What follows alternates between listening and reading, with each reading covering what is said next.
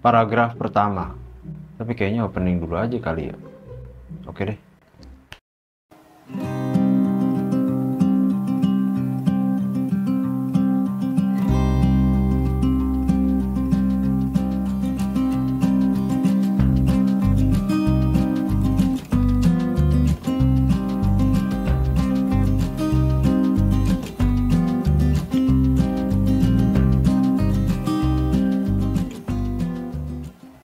Di video kali ini kita akan lihat nih apa aja sih model atau cara membuat paragraf pertama itu cukup menarik gitu ya. Dan ini seperti konten sebelumnya kita udah ngebahas judul yang mana mencontoh pada tokoh-tokoh hebat gitu ya. Begitupun di paragraf pertama ini kita akan coba lihat nih cara para orang-orang hebat itu dalam menulis paragraf pertamanya itu bagaimana gitu. Dan lagi-lagi sumber yang kita gunakan ialah masih sama, yaitu buku Inilah Esai, Tangkas Menulis Bersama Para Pesohor, karya Muhyiddin M. Dahlan. Jadi langsung aja. Yang pertama ialah mengetuk dengan kutipan. Nah, untuk pengertian atau terminologinya sendiri kayaknya kita udah cukup familiar lah. Kalau kita pernah baca lah, pernah baca buku, pernah baca artikel, pernah baca esai dan lain sebagainya, kadang dimulai dengan sebuah kutipan yang kontekstual terhadap topik daripada pembahasan yang akan dibahas di tulisan tersebut. Maka coba kita lihat contohnya seperti ditulis oleh Yudi Latif yang berjudul Masa Lalu yang Membunuh Masa Depan. Nah, Yudi Latif memulai paragraf pertamanya dengan kira-kira seperti ini. Ali Syariati, sosiolog kondang dari Iran pada paruh kedua abad ini, mengibaratkan masyarakat seperti sebuah kerucut. Pada wilayah paling bawah ada massa rakyat yang banyak, sementara di atas itu ada kelompok elit. Kaum intelektual menghuni wilayah paling atas bergabung dengan kelompok elit lainnya dari kaum yang berbeda. Mereka tidak pernah bergabung dengan massa elit alias wong cilik. Akan tetapi, selalu berada bersama kelompok elit, bahu-membahu memelihara stabilitas status quo. Jadi ini mungkin bisa dikatakan termasuk jenis kutipan tidak langsung ya. Yang jelas ada konteksnya di sana. Oke, contoh yang kedua, misalnya nih, coba kita cari di media online gitu ya. Ada dari detik.com yang tayang pada 30 Desember 2023, ditulis oleh Muhammad Jauhari Sofi, judulnya Mencermati Retorika Tahun Politik. Ini kan mungkin karena kita lagi di masa-masa tahun politik, jadi pembahasan tentang politik lagi sangat-sangat berkelindan di media gitu ya. Coba kita lihat paragraf pertamanya dari tulisannya Mas Jauhari Sofi ini. Jangan kecelakaan di sini, rumah sakit masih jauh. Pesan ini sering terpampang di sejumlah spanduk di pinggir jalan-jalan kita. Meskipun terdapat unsur kejenakaan, pesan di spanduk tersebut dengan jelas hendak menyadarkan para pengendara akan pentingnya keselamatan dan risiko yang akan dialami jika kecelakaan terjadi di tempat itu. Pesan retoris ini dapat memancing perenungan tentang konsekuensi dari perilaku mereka dalam berkendara di jalan raya. Jadi tadi kutipannya ada di bagian paling awal ya. Jangan kecelakaan di sini, rumah sakit masih jauh. Ini mungkin kalimat-kalimat yang umum, tapi kemudian dijadikan sebagai kutipan untuk membuka tulisannya si Mas Jauhari ini gitu. Oke, itu adalah yang pertama, yang tadi, mengetuk dengan kutipan. Lalu yang kedua ialah peristiwa kronik waktu. Pada model jenis ini kita bisa tangkap secara sederhana ya. Misalnya kita menemukan peristiwa atau kronologi yang menarik, kemudian itu dapat dijadikan sebuah pembuka dalam tulisan kita gitu. Nah, untuk lebih jelas mungkin kita lihat contoh-contohnya aja nih. Ditulis oleh Jacques Derrida dalam Of Grammatology tahun 1982 ya ini. Terbitan Baltimore The Johns Hopkins University Press. Jacques Derrida memulai tulisannya dengan kalimat seperti ini. Dapatkah pengetahuan tulis-menulis menjadi bermakna kalau kesejarahan yang tersedia selama ini begitu terkait dengan kemungkinan hal tulis-menulis? Hal yang pada umumnya di luar jangkauan bentuk-bentuk penulisan tertentu atas nama kalangan yang sebegitu lama kita percakap-cakapkan sebagai rakyat tanpa tulis-menulis dan tanpa sejarah. Oh, ini bagus banget sih, jadi bisa dipahami ya. Jacques Derrida membuka bukunya Of Grammatology itu dengan kronologi yang kronikal gitu. Atau contoh lain misalnya kita temui juga di rubrik kolom kompas.com yang mana ditulis oleh Iga Diaska Pradipta. Judulnya absennya isu Papua dalam debat Pilpres 2024. Nah, si penulis membuka tulisannya dengan paragraf awal yang berbunyi, tema debat ketiga Pilpres 2024 adalah pertahanan, keamanan, geopolitik, dan hubungan internasional. Namun sayangnya, ada isu hankam dalam negeri yang luput dari pembahasan. Konflik Papua. Nah, itu peristiwa yang nggak tahu sampai kapan akan berakhir gitu. Peristiwa Papua ini gitu. Oke, yang ketiga ialah mulailah dengan cerita, dengan kisah. Nah, kalau ini sih kayaknya kita langsung paham ya, cerita tuh kayak gimana gitu, berkisah tuh kayak gimana gitu. Nah, itu ditaruh di halaman paling depan sebuah tulisan kita gitu, atau paragraf pertama atau lead pada tulisan kita gitu. Oke, kita langsung lihat aja contohnya. Ditulis oleh Gunawan Muhammad dalam catatan pinggir 1 dengan judul Nabi Adam di Pulau Jawa. Bunyinya kayak gini, orang dari barat itu berkata kepada saya, Tuhan datang dari bangsa yang lebih tua, sejarah yang lebih jauh. Dan saya pun tersenyum sopan. Saya ingat kakek bercerita bahwa Nabi Adam sebenarnya turun di Pulau Jawa. Lihatlah bagaimana silsilah yang tercantum dalam babat Tanah Jawi, katanya. Bagaimana kek? Begini, jawab kakek. Nabi Adam punya anak bernama Sis. Sis ini beranak cucu hingga akhirnya lahir Batara Guru. Batara Guru beranak 5, diantaranya Batara Wisnu. Nah, di Pulau Jawa ini, Batara Wisnu jadi raja, bergelar Prabu titik.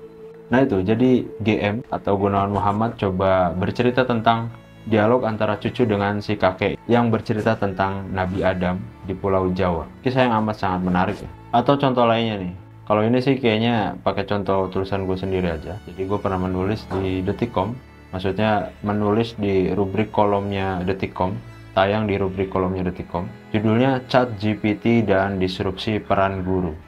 Waktu itu penulis atau saya pribadi memulai tulisan ini dengan bunyi yang kayak gini. Saat kecil, saya menyukai film tentang robot. Saya lupa judul persis filmnya. Tapi dalam banyak adegan film yang menceritakan tentang eksistensi robot, alurnya seringkali berputar dalam peran si robot yang membantu pekerjaan manusia. Tak terkira kalau adegan di film-film robot tersebut berhasil eksis juga di dunia nyata. Jadi ya itu sekedar pengalaman pribadi yang kemudian kayaknya bisa nih gue ceritain, gue kisahkan untuk menjadi sebuah paragraf pembuka. Dan tulisan itu tadi ya udah dibilang tayang di Detikcom di rubrik kolomnya pada 3 April 2023. Ya tahun lalu lah. Yang keempat, mengolah data akta dengan narasi yang memikat dan efisien. Pada model jenis ini mungkin kita bisa tangkap dari atau kita garis bawahi dari mengolah data akta gitu. Jadi kayaknya lebih banyak menjurus kepada penggambaran atau pendeskripsian seorang. Ya sebenarnya nggak mesti juga sih. Tapi intinya ada data yang kita buka di sana gitu. Namun harus diceritakan dengan hal yang menarik. Maka langsung saja kita lihat contohnya. Ditulis oleh Dahlan Iskan. Judulnya Sumarsono, tokoh kunci dalam pertempuran Surabaya 1. Terbit di Jawa Pos pada 9 Agustus 2009. Bunyinya kayak gini. Saya tidak menyangka kalau tokoh ini masih hidup. Bahkan masih segar bugar. Dia lahir pada 22 September 1921 yang berarti kini sudah berusia 88 tahun. Bicaranya masih sangat bersemangat dan ingatannya masih sangat luar biasa tajam.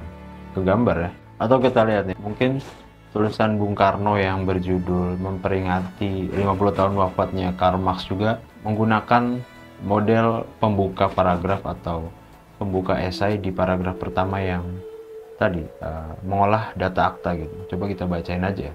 FR nomor yang sekarang ini adalah mendekati 14 Maret 1933. Pada hari itu, maka genap 50 tahun telah lalu yang Karl Marx menutup matanya buat selama-lamanya. Jadi bagaimana? Sudah jelas? Kalau ada contoh lain boleh komen di bawah.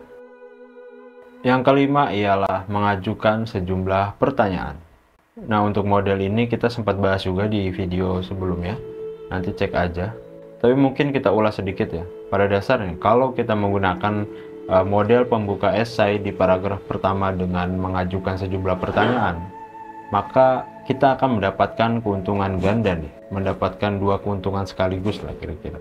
Keuntungan pertama ialah kita langsung ke jantung permasalahan, ke intinya gitu. Makanya ditanya sejak awal. Dan keuntungan yang kedua, tugas kita untuk menguraikan pembahasan-pembahasan selanjutnya itu terasa lebih ringan lah. Karena ya hanya fokus untuk menjawab pertanyaan-pertanyaan yang sudah kita lontarkan di awal. Jadi itulah keuntungan ketika menggunakan model mengajukan pertanyaan ini gitu. Bahkan dalam beberapa catatan ya di levelnya beberapa media besar gitu kayak Kompas dan Tempo dan lain-lain, Detik gitu, itu terbiasa ditemukan sebuah tulisan kolom opini, rubrik kolom atau esai sekalipun yang paragraf pertamanya ialah mengajukan sejumlah pertanyaan gitu. Nanti coba bisa dicek aja ya. Nah, untuk contohnya sendiri pernah ditulis oleh E.F. Saifullah Fatah dalam tulisan yang berjudul Interpelasi dan Oposisi Musiman. Ini terbit di Tempo pada 25 Juni sampai 1 Juli 2007. Nah, jadi langsung kita lihat aja nih. Paragraf pertamanya berbunyi, musim hujan interpelasi telah datang.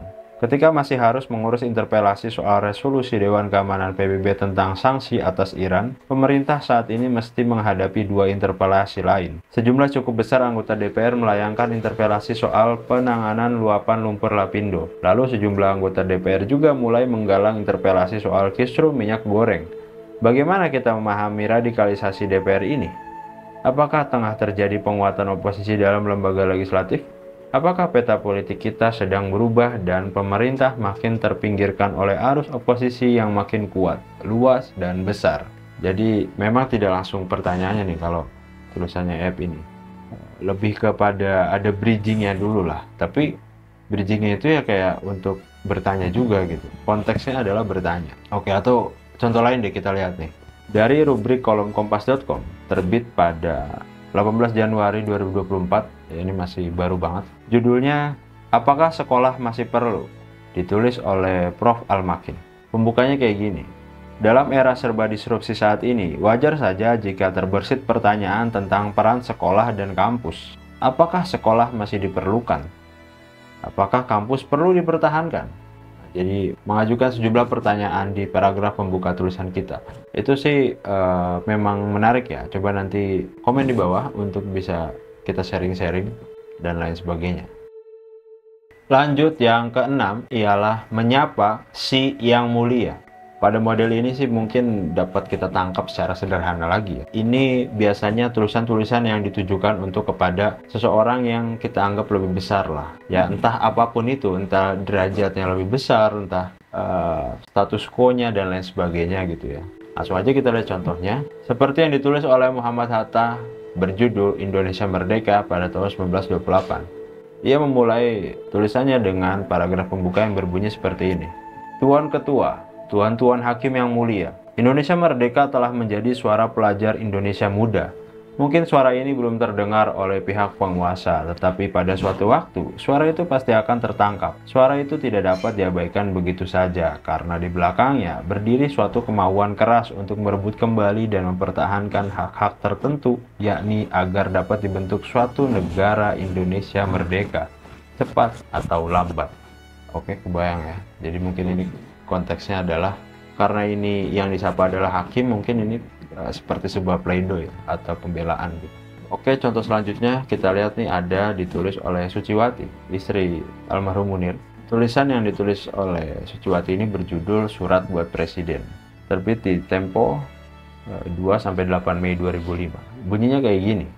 Bapak Presiden yang terhormat, tanggal 7 September 2004 adalah hari tergelap dalam hidup saya ketika Munir, suami saya tercinta sekaligus bapak kedua anak saya, tiba-tiba meninggal dunia. Duka ini semakin menusuk ketika hasil autopsi menunjukkan bahwa Munir meninggal karena racun arsenik berdosis tinggi. Munir merupakan korban pembunuhan politik karena aktivitasnya dalam memperjuangkan hak asasi manusia. Jadi kalau di tulisan Ibu Suciwati ini yang disapa adalah presiden. Di tahun 2005 berarti presidennya Pak SBY gitu ya. Selanjutnya yang ketujuh ialah teori, metode, istilah. Pada model ini agaknya kita jarang menemukan ya. Maksudnya tidak sefamiliar pembukaan-pembukaan yang lain gitu. Artinya banyak juga orang-orang yang sedikit menghindar lah atau tidak terlalu sering menggunakan model pembuka tadi, menjelaskan teori, metode, atau istilah. Walaupun sebenarnya kalau dalam catatannya Muhyiddin M. Dahlan di bukunya itu, di buku Inilah Esai itu, dengan menggunakan model teori metode istilah ini, gagasan kita tuh semakin terlihat gitu. Bahkan terlihat di awal gitu. Dan bagaimana kemudian menuturkannya dalam sebuah tulisan mungkin itu hal lain gitu. Tapi ya itu tadi, kalau kita menggunakan model ini, gagasan kita tuh udah terlihat di awal gitu. Walaupun ya mungkin tidak semudah itulah. Langsung aja kita lihat contohnya. Ditulis oleh S. Sujoyono dalam Kami Tahu Kemana Seni Lukis Indonesia Akan Kami Bawa. Bunyi pembukaannya kayak gini. Kita bangsa Indonesia mengakui bahwa corak seni lukis di sini bercorak barat sekarang. Tetapi untuk dikatakan bahwa ini bukan seni lukis Indonesia, ini tidak benar. Nomor satu, sebab kita sebelum Raden Saleh sudah lama punya seni lukis, meskipun coraknya tidak sebagai kita sekarang melukis. Dan ini mempunyai sebab-sebab yang bergandengan erat dengan pandangan hidup kita pada waktu itu. Nomor dua, sebab kalau kita sekarang meninggalkan cara lama kita sebentar, bukanlah ini suatu fase di mana kita mengekor atau mengkopi saja. Akan tetapi suatu belevenis dengan kebenaran yang ada pada teori-teori Da Vinci, Dreyer, Cézanne, dan lain-lain. Gimana? Tidak mengerti?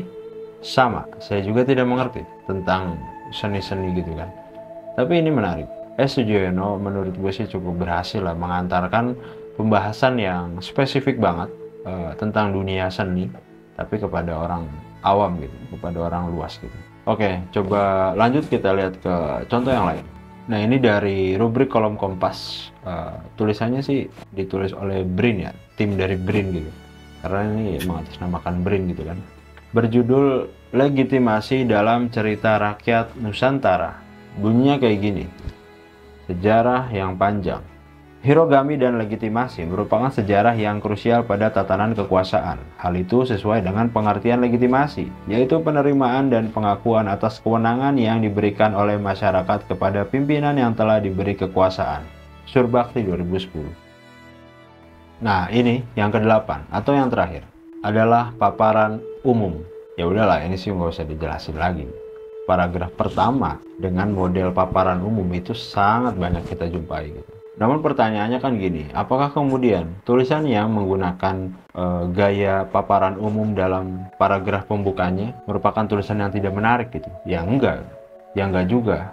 Tetap saja semua model tadi tuh, semua model gaya paragraf pertama tergantung bagaimana kita menulisnya kan. Walaupun paparan umum, kalau ditulis dengan baik dan benar ya bagus-bagus saja gitu kan. Kemudian ini kita lihat contohnya, ditulis oleh Ong Lok Ham yang berjudul Birokrasi dari Hindia Belanda, terbit di Tempo pada 29 Desember 1984. Pembukaannya kayak gini. Republik Indonesia adalah sebuah negara modern. Orang memang dapat mengatakan bahwa struktur dan ciri birokrasinya masih banyak menunjukkan sifat patrimonial. Dengan kata lain, belum 100% cocok dengan model birokrasi modern seperti yang diberikan Max Weber. Namun, secara keseluruhan, asal-usul dan struktur Republik Indonesia harus pula dicari dalam tradisi dan struktur negara modern. Yang mungkin bagi orang awam kayak saya juga kayak langsung paham nih, oh ini paparan umum dulu nih. Contoh lainnya juga, gue coba cari kan di media online. Nah, ketemu nih di jurnal post.com, ditulis oleh Ariza Azmil Mulia. Judul tulisannya ialah Inovasi dalam Rangka Melestarikan Kebersihan Air di Era Digital. Nah, pembukaannya kayak gini. Air merupakan komponen penting bagi struktur tubuh manusia. Data menyebutkan bahwa 70% di dalam tubuh manusia adalah air. Maka dari itu, tubuh kita harus terpenuhi dengan air yang cukup untuk keberlangsungan hidup agar tidak terkena penyakit. Semakin berkembangnya zaman, manusia menjadi lalai dalam memperhatikan lingkungan, khususnya air. Manusia menjadi hilang akan kesadaran pentingnya menjaga kebersihan yang padahal air merupakan komponen penting bagi struktur tubuh manusia. Nah, itu dia tadi 8 model pembuka paragraf dalam sebuah tulisan yang sangat-sangat bisa diterapkan oleh kita gitu. Karena kan biasanya salah satu kesulitan saat menulis itu pas memulai paragraf pertamanya gitu kan. Nah, barangkali yang tadi itu 8-8-nya bisa membantu kita dalam merumuskan sebuah paragraf pertama yang menarik. Dan kali ini coba kita aktualisasikan nih, atau gampangnya kita praktekin langsung lah kira-kira. Nah, ini sebagai contoh aja, kita mau ngebahas apa nih misalnya. Katakan karena gue di sini sering kali ngebahas tentang hak kekayaan intelektual, coba kita bahas tentang yang sempat ramai kemarin dibahas di banyak kanal, ialah plagiasi gitu yang menimpa Mahalini, Selin dan Nadia kalau nggak salah, terus satu laginya Ryan Pono di Spotify atau di DSP, Digital Streaming Platform. Nah ini juga perlu diingat ya, kenapa kemudian hal yang menjadi ramai di banyak orang gitu, atau hal yang sedang hangat-hangatnya, merupakan aspek terpenting dalam sebuah tulisan yang ingin kita muat di media mainstream atau di media massa. Istilahnya harus mengandung newspek atau pek gitu, atau bahasa sederhananya ialah cantelan peristiwa gitu. Jadi ada peristiwa yang menaungi sebuah tulisan kita gitu, dan itu sih sangat-sangat harus ya, karena kan yang kita sasar ini adalah media massa atau media mainstream yang diakses oleh banyak orang dengan latar belakang berbeda dan lain sebagainya. Maka cantelan peristiwa yang mendasarinya harus diketahui oleh banyak orang. Indikator diketahui banyak orang adalah ya ramai dibahas oleh orang gitu.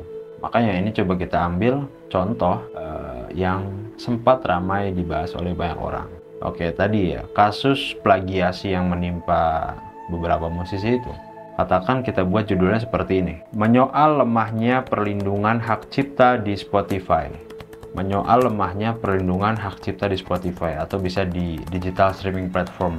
Tapi kan kayaknya itu bakal kepanjangan ya, jadi langsung sebutin objeknya Spotify gitu. Oke, coba kita memulainya dengan paragraf pembuka seperti ini. Bagaimana jadinya jika karya yang kita buat dengan penuh pengorbanan tiba saja diakui oleh orang lain bahwa itu miliknya? Padahal kita sudah berlaku yang seharusnya, misalnya dengan menitipkan karya kita kepada platform yang terjamin. Katanya, kalau mengibaratkan karya sebagai anak kita, maka jaminan keamanan perlindungannya perlu dipertanyakan. Lalu bagaimana sikap negara dalam menyikapi persoalan pembajakan sebuah karya yang terjadi di sebuah platform tertentu? Bukankah dalam undang-undang jelas menyebutkan bahwa hal tersebut merupakan pelanggaran hukum? Contoh di sini gue coba pakai contoh yang tadi, salah satu model pembukaan tulisan di paragraf pertama ialah dengan mengajukan sejumlah pertanyaan gitu. Nah, nanti tinggal seterusnya mungkin gue akan coba menulis apa, misalnya untuk menjawab bahwa ini merupakan pelanggaran hukum, jelas ya kan, plagiasi adalah pelanggaran hukum gitu. Terus juga bagaimana nih perlindungannya nih, perlindungan hak cipta, perlindungan bagi pemegang haknya gitu ya, ada hak cipta atau hak terkait gitu. Terus haknya itu ada hak moral, ada hak ekonomi dan lain sebagainya lah. Maka kita bisa menguliti sampai sana gitu. Nah itu dia tadi 8 model dan satu contoh aktualisasi gitu ya. Ya semoga sih bisa dipahami lah kira-kira kenapa tadi kita contohkan, supaya juga semakin kontekstual nih pembahasan kita sekarang. Dan mungkin saja 8 model ini bukanlah hal yang mutlak gitu. Artinya misalnya kalau misalnya teman-teman punya gambaran lain atau model lain, rumusan lain untuk membuka sebuah tulisan di paragraf pembukanya itu seperti apa, ya nggak apa-apa juga digunakan gitu. Lebih bagus komen di bawah aja sih, supaya terbangun diskusi gitu. Jadi sekian. Terima kasih yang sudah menonton sampai akhir. Jangan langsung jadi menulis selama enak ya.